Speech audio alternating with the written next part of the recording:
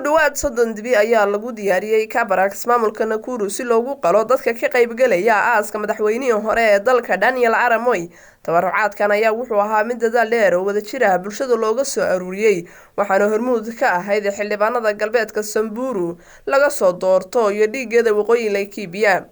kaligay ma idin mahad celinayo, sidoo kale ogaada in qoysku aad u ixtiraamayaan garab istaaga aad u muujiseen, aad baad ugu mahadsantihiin ayay tiri Marwan Naysula ayaa u sheegay guddiga qabanqaabada aaska Moi in ay la jaanqaadayaan dhaqanka suban ee Ilaah ku manaystay qaaradda Afrika, kaasoo ku qootama in la caawiyo qoysaska geeridu ku dhacdo sida ugu macquulsan iyo wax kasta oo lagu garab istaagi karo. Dhanka kale, xildhibaanka laga soo doorto bartamaha Kajiado iyo waliba Beris Tobuko oo u matala baarlamaanka dalka bariga Kajiado ayaa sidoo kale ku deeqay xoolo isugu jira ido iyo lo, kuwaas oo ay ugu talagaleen inay ku qayb qaataan aaska madaxweynaha dhawaan ku geeriyooday dalkani Kenya. Moi oo dhawaan ku geeriyooday isbitaal ku yaala magaalada Nairobi ayaa lagu wadaa in maalinta berri ah oo ku beegan 12 Febraayo lagu aaso gurigiisa oo ku yaala Kabarak ee ismaamulka Nakuru.